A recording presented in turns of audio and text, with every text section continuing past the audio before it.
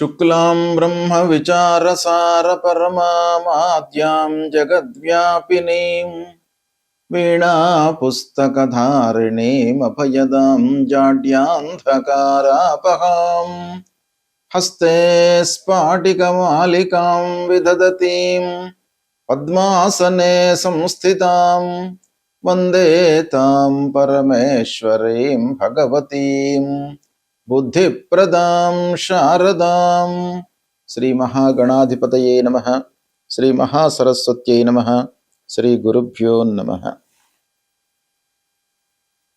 నవగ్రహాల లోపల ముఖ్యమైనటువంటి గ్రహము గురుగ్రహము. గురువు అనుకూలంగా ఉన్నప్పుడు జన్మ జాతక చక్రంలోనే కానివ్వండి, గోచార రీత్యా కానివ్వండి, గురు మంచి స్థానాలలో సంచరిస్తున్నప్పుడు అద్భుతమైనటువంటి ఫలితాలు ఆ జాతకుడికి సంతరించుకునేటువంటి అవకాశాలు ఉంటాయి. కనుక గురువు యొక్క ప్రభావము చాలా ఉంటుంది. ఆ గురువు ముఖ్యంగా సంపూర్ణ శుభగ్రహము, అంటే స్వయంగా శుభగ్రహమైనటువంటి ఆ గురువు యొక్క దృష్టి కానివ్వండి, కారకత్వం కానివ్వండి, గోచార రీత్యా ఉంటున్నటువంటి స్థానము రీత్యా కానివ్వండి, మనకు ఫలితాలు అనేటువంటివి ఆ జాతకుడికి చాలా ఎఫెక్టివ్గా ఉండేటువంటి అవకాశాలు ఉంటాయి. కనుక గురువు ఏ స్థానాలలో సంచరిస్తున్నాడు, ఇప్పుడు గురువు యొక్క ఎఫెక్ట్ ఎలా ఉంది ద్వాదశ రాశుల వారికి అనే విషయాన్ని మనము తెలుసుకునే ముందు, గురువు ఉత్తమమైనటువంటి ఫలితాలను సాధారణంగా 2, 5, 7, 9, 11 స్థానాలలో గోచార రీత్యా సంచరిస్తున్నప్పుడు శుభ ఫలితాలను ఇస్తాడు. 3, 4, 10 స్థానాలలో సంచరిస్తున్నప్పుడు మధ్యమమైనటువంటి ఫలితాలను ఇస్తాడు. 6, 8, 12 స్థానాలలో సంచరిస్తున్నప్పుడు దుష్ప్రభావాన్ని చూయిస్తాడు. జన్మస్థానంలో సంచరిస్తున్నప్పుడు కూడాను కొన్ని విషయాలను మనము దృష్టిలో పెట్టుకొని మధ్యస్థమైనటువంటి ఫలితాలు ఇచ్చే అవకాశాలు ఉంటాయి. అంతేకాకుండా గురువు యొక్క ఫలితాన్ని మనము క్రోడీకరించి చూడాలి. ఎలానంటే, గురువు సంపూర్ణ శుభగ్రహము, గురువు యొక్క కారకత్వాలు, అంటే గురువు సాధారణంగా మనకు ఏ ఏ విషయాలపై ప్రభావాన్ని చూపిస్తాడు అనే విషయాన్ని మనం చూసినట్టయితే, ధనము, జ్ఞానము, విద్య, సంతానము, ధర్మకార్యాలు, అదృష్టము, చదువు, తర్వాత స్త్రీలకు వివాహము, సంతానము, ఇలాంటి ఎన్నెన్నో విషయాలపై గురువు యొక్క ప్రభావం ఉంటుంది. ఇవన్నీ కూడాను గురువు యొక్క కారకత్వాలు. అంతేకాకుండా కారకత్వంతో పాటుగా గురువు సంచరిస్తున్నటువంటి స్థానం కూడాను ప్రబలంగా మనం లెక్కలోకి తీసుకోవాల్సి వస్తుంది ఫలితాలు చెప్పే సమక్షం లోపల. ఆ స్థాన బలం కూడాను ఉండాలి. అంటే కారకత్వము, స్థాన బలము కలిసినట్టయితే శుభప్రదమైనటువంటి ఫలితాలను ఆ గురువు ఇస్తాడు. అయితే విరుద్ధ స్థానాలలో సంచరిస్తున్నప్పుడు, అంటే అశుభ స్థానాలలో సంచరిస్తున్నప్పుడు గురువు నైసర్గికంగా స్వభావరీత్యా శుభగ్రహం గనుక మిశ్రమ ఫలితాలను ఇచ్చేటువంటి అవకాశాలు ఉంటాయి. కాబట్టి గురువు సాధారణంగా ఏ స్థానంలో ఉన్నప్పటికీ ఎంతో కొంత మనకు మేలు చేసేటువంటి అవకాశాలే ఉంటాయి అనేటువంటిది మనకు శాస్త్ర వచనం గనుక గురువు యొక్క ప్రాధాన్యత చాలా ఉంది.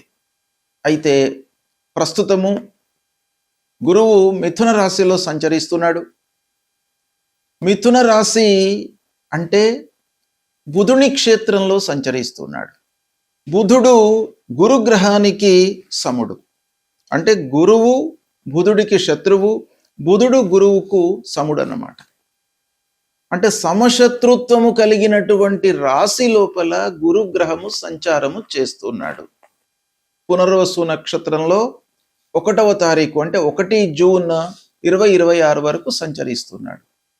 దీన్ని దృష్టిలో పెట్టుకున్నట్టయితే మనకు 12 రాసుల వారికి ఎలాంటి ఫలితాలు ఉంటాయి అనేటువంటి విషయాన్ని మనం తెలుసుకుందాం. కర్కాటక రాశి వారికి గురు గోచారం ఎలా ఉందో తెలుసుకుందాం. గురువు 1 జూన్ 2026 వరకు మిథున రాశిలో సంచరిస్తున్నాడు. మిథున రాశిలో సంచారము అనంటే కర్కాటక రాశి వారికి 12వ స్థానం అవుతుంది. అంటే ద్వాదశ స్థానం, వ్యయస్థానము. భక్తి ప్రపత్తులు పెరిగేటువంటి అవకాశాలు బాగా ఉంటాయి ఈ సమయం లోపల. అంటే ఈ 12వ స్థానంలో సంచారము గోచార రీత్యా ప్రతికూలమైనటువంటి ఫలితాలను ఇస్తాయి. అయితే శుభగ్రహము ద్వాదశ స్థానంలో ఉండడం, అందున సంపూర్ణ శుభగ్రహము ద్వాదశ స్థానంలో ఉన్నట్టయితే ఖర్చు పెట్టిస్తాడు, వ్యయం అవుతుంది, కానీ శుభమూలకంగా ఖర్చు పెట్టిస్తాడు. అంటే మీకు మంచి పనులు జరిగేటువంటి అవకాశము ఉంటుంది ఈ 1 జూన్ 2026 వరకు. అంటే ఈ సమయం లోపల పనులు జరుగుతాయి, మంచి పనులు జరుగుతాయి, తద్వారా ఖర్చులు పెరుగుతాయి, కొంత ఇబ్బంది పడతారు. అయినప్పటికీ శుభకార్యాలు మీకు జరగడం మూలకంగా మీరు ఒక సంతోషంతో ఉండేటువంటి అవకాశాలు ఉంటాయి. ఆధ్యాత్మిక పరమైనటువంటి ఒక అభివృద్ధి మీ లోపల కలుగుతుంది. భక్తి భావనలు పెరుగుతాయి, సద్గురువులను సందర్శించుకుంటారు, దైవ దర్శనాలు చేసుకుంటారు, తీర్థయాత్రలకు వెళ్తారు. ఇలాంటివి దాన ధర్మాలపైన మీకు మనస్సు నిలుపుతారు. దానం చేయాలి, కష్టాలలో ఉన్నటువంటి వాళ్లకు మనం సహాయం చేయాలి, మనకు భగవంతుడు ఏదో రకంగా ఇండైరెక్ట్గా మనను ఆదుకుంటాడు అనేటువంటి ఒక భావన మీ లోపల కలుగుతుంది ఈ సమయం లోపల. ఇక మిథున రాశిలో ఉన్నటువంటి గురువు పంచమ దృష్టితో 4వ స్థానాన్ని చూస్తున్నాడు. అంటే గృహం లోపల, అంటే ఇంటి లోపల మీకు సౌఖ్యాన్ని కలిగిస్తాడు. భార్య, పిల్లలు, కుటుంబ పెద్దలు ఇంటికి కావలసినటువంటి వస్తువులు కొనుగోలు చేసుకోవడము, సమయానికి భుజించడము, ఇవన్నీ కూడాను మీకు జరిగి ఓవరాల్గా మీరు సౌఖ్యంగా ఉండడానికి ఆ గురువు కారకుడవుతాడు. ఇకపోతే ఆస్తి విషయం లోపల కూడాను మీకు కలిసి వస్తుంది. ముఖ్యంగా తల్లి యొక్క సహాయం మీకు అందుతుంది. తల్లి యొక్క సహాయము, సూచనలు, ఆ తల్లి విషయం లోపల మీకు సంక్రమించినటువంటి అన్నీ కూడాను ఈ సమయంలో మీకు చేకూరేటువంటి అవకాశాలు ఉన్నాయి. ఇక మిథున రాశిలో ఉన్నటువంటి గురువు 6వ స్థానాన్ని కూడా చూస్తున్నాడు. కాబట్టి అనారోగ్య సమస్యలన్నీ కూడాను దూరమవుతాయి. శత్రువుల పైన మీకు విజయం చేకూరుతుంది. రుణ విముక్తిని పొందుతారు. పూర్వము తీసుకున్నటువంటి అప్పులను రిపే చేసేటువంటి అవకాశాలు ఉన్నాయి. అయితే ఆరోగ్యము మెరుగవుతుంది, కానీ జాగ్రత్తలు మట్టుకు తీసుకోవాలి. విద్యార్థులకు పోటీ పరీక్షలలో కొంత అనుకూలత కనబడుతుంది. ఇకపోతే మిథున రాశిలో ఉన్నటువంటి గురువు 8వ స్థానాన్ని చూస్తున్నాడు. తద్వారా మనకి ఏమవుతుంది, తెలియకుండా కొన్ని సంఘటనలు రహస్యంగా మనం ఊహించినటువంటివి కొన్ని ముందుకు వచ్చే అవకాశాలు ఉంటాయి. సంగీత సాహిత్యవేత్తలకు కొంత అనుకూలమైనటువంటి సమయము. ముఖ్యంగా ఖర్చులను నియంత్రించుకోవాలి ఈ సమయం లోపల. ఊహించకుండా మీకు ముందుకు రావడం మూలకంగా ఖర్చులు పెరిగిపోతాయి. సమయానికి డబ్బు చేతిలో ఉండకపోవడం అనేటువంటిది ప్రధానంగా కనబడుతుంది. పని భారం పెరుగుతుంది, తద్వారా మీరు కాన్సంట్రేషన్ చేయలేరు పనులపైన. కనుక మీరు ఏం చేయాలి, ఒక ప్రణాళికాయుతంగా పనులను మీరు చేస్తూ ముందుకు వెళ్ళాలి. సేవా కార్యక్రమాలలో పాల్గొంటారు. మానసికంగా కొంత శాంతికై ప్రయత్నాలు చేస్తారు ఈ సమయం లోపల. విదేశపరంగా మీకు లాభాలు కనబడుతున్నాయి. కుటుంబ నుండి కొంత దూరము వెళ్ళి మీరు వర్క్ చేసేటువంటి అవకాశాలు కనబడుతున్నాయి ఈ సమయం లోపల. కనుక కొన్ని విషయాలలో జాగ్రత్త మట్టుకు అవసరము. మిశ్రమ ఫలితాలు ఓవరాల్గా ఉన్నాయి ఈ సమయం లోపల.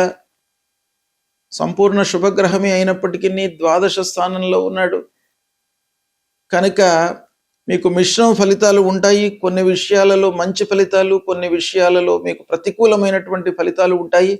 ఓవరాల్గా మీరేంటంటే మీ యొక్క పరిధిని దాటి మీరు వెళ్ళకూడదు. అంటే మీరు ఏమి చేయగలుగుతారు, మీ స్థాయి ఏంటి అనేటువంటి విషయాన్ని మీరు ఒక ఆత్మ పరిశీలనతో మీరు చేస్తూ ముందుకు వెళ్ళినట్టయితే చాలా విషయాలలో మీకు సత్ఫలితాలు కలుగుతాయి. ప్రశాంతంగా ఉండడానికి మీరు ప్రాధాన్యత ఇవ్వండి. అనవసరమైనటువంటి టెన్షన్స్కు గురి కాకుండా, అంటే దాని నుండి మనము ఎలా అవాయిడ్ చేసుకోవాలి అని అంటే అనవసరమైన విషయాలను ఆలోచించకుండా, అనవసరమైన విషయాలలో తలదూర్చకుండా, ఎప్పటి పనులు అప్పుడే మనము కంప్లీట్ చేస్తూ ఉండడం మూలకంగా కొంత ప్రశాంతత అనేటువంటిది మీకు కలుగుతుంది. ఓవరాల్గా మనం చూసినట్టయితే కారకత్వము, స్థానము, తర్వాత దృష్టి, ఈ 3 విషయాలను మనము దృష్టిలో పెట్టుకున్నట్టయితే 55% మీకు మంచి ఫలితాలు ఈ 1 జూన్ 2026 వరకు గురువు మూలకంగా మీకు కలిగేటువంటి అవకాశాలు ఉన్నాయి. గురువు ప్రతికూల, అనుకూల, మధ్యస్థ స్థానాలలో సంచరిస్తున్నప్పుడు మనము తప్పకుండా పరిహారాలను చేసుకోవాలి. సాంప్రదాయ జ్యోతిష్యం ప్రకారంగా, ఆధునికంగా మనము చూస్తున్నటువంటి అన్ని విషయాలను మనము దృష్టిలో పెట్టుకున్నట్టయితే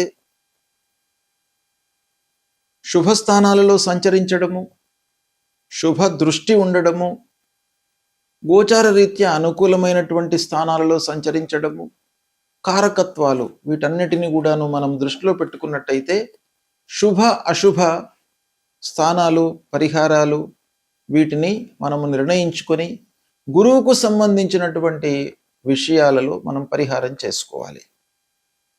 ముఖ్యంగా ఏంటంటే ద్వితీయ, పంచమ, సప్తమ, నవమ, ఏకాదశ స్థానాలలో మంచి ఫలితాలను ఇస్తాడు గురువు. అంటే గోచార రీత్యా ఈ స్థానాల్లో సంచరిస్తున్నప్పుడు శుభ ఫలితాలను ఇస్తాడు. శుభ ఫలితాలను ఇస్తున్నప్పుడు ఆ గురువును మనం పూజించడం మూలకంగా ఏకాగ్రత కలిగేటువంటి అవకాశాలు ఉంటాయి. అంటే గురువుల యొక్క ఇంకా అనుగ్రహం పెరగడానికై మనం చేయాలి. ఇక 3, 4, 10 స్థానాలలో సంచరిస్తున్నప్పుడు మధ్యమమైనటువంటి ఫలితాలను ఇస్తాడు. ఈ మధ్యమమైనటువంటి ఫలితాలను ఇస్తున్నప్పుడు గురువుకు సంబంధించినటువంటి స్తోత్రాలు, పారాయణాలు చేసుకోవాలి. ఇక ముఖ్యంగా అరిష్ట స్థానాలు, దుస్థానాలలో సంచరిస్తున్నప్పుడు మట్టుకు మనము తప్పకుండా పరిహారాలను చేసుకోవాలి. అవి ఏ స్థానాలు అని అనంటే షష్టమ స్థానము, అష్టమ స్థానము, ద్వాదశ స్థానము, జన్మస్థానము. ఈ 4 స్థానాల లోపల కూడాను మొదటి 3 స్థానాలు ముఖ్యంగా 6, 8, 12 ఈ స్థానాలలో సంచరిస్తున్నప్పుడు గురువు ప్రతికూలతనే ఎక్కువగా ఇచ్చేటువంటి అవకాశాలు ఉంటాయి. అయితే స్థానము ప్రతికూలమైనప్పుడు గురువు సహజంగా శుభగ్రహం గనక సహజ శుభగ్రహము ఏ స్థానంలో ఉన్నప్పటికీ మనకు 40% వరకు మంచి ఫలితాలను ఇచ్చే అవకాశాలు ఉంటాయి. ఇక స్థాన ప్రభావం మూలకంగా ±40% ఫలితాలను ఇచ్చేటువంటి అవకాశాలు ఉంటాయి. ఇక దృష్టి మూలకంగా మనకు ±20% ఫలితాలను ఇచ్చే అవకాశాలు ఉంటాయి. ఈ విధంగా దీన్ని క్లాసిఫై చేసినట్టయితే దుస్థానాలలో ఉన్నప్పుడు మట్టుకు తప్పకుండా పరిహారం చేసుకోవాలి. ఏం చేయాలి అని అంటే ప్రథమంగా సద్గురువులను సందర్శించుకోవడము. గురువు త్రిమూర్తి స్వరూపుడు కాబట్టి ఆ గురువులను సందర్శించుకోవడము, వాళ్ళను సేవించుకోవడము, వాళ్ళు చెప్పినటువంటి ఏదైనా కూడాను ఒక అనుగ్రహ భాషణను మనం వినడము, గురువుకు సంబంధించినటువంటి మూల మంత్రాన్ని జపించడము, దేవానాంచ ఋషీణాంచ గురుంకాంచన సన్నిభం వందనీయం త్రిలోకానాం తం నమామి బృహస్పతి అనేటువంటి మూల మంత్రాన్ని చదువుకోవడము, తల్లిదండ్రులను సేవించడము అన్నిటికంటే కూడాను మనకు ఉత్తమమైనటువంటి పరిహారంగా శాస్త్రంలో చెప్పబడి ఉంది.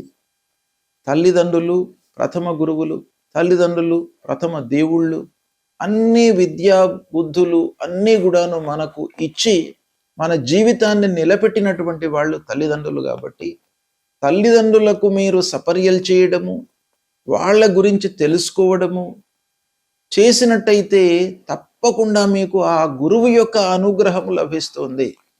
కనుక ప్రతి వాళ్ళు కూడాను 6వ స్థానము, 8వ స్థానము, ద్వాదశ స్థానము అంటే 6, 8, 12, 1 ఈ స్థానాలలో సంచరిస్తున్నప్పుడు మీరు తల్లిదండ్రులను సేవించండి. వాళ్ళ యొక్క అనుగ్రహం మీకు లభిస్తుంది. తద్వారా మీకు గురువు మూలకంగా కలిగేటువంటి ప్రతికూల ఫలితాలు మీకు శాంతి చేయబడతాయి, తగ్గుతాయి, తక్కువ మోతాదులో మీకు అనుభవంలోకి వస్తాయి. వాళ్ళ యొక్క అనుగ్రహం లభిస్తుంది. ఇది మీరు పాటించండి, శుభ ఫలితాలను పొందుతారు. శుభం.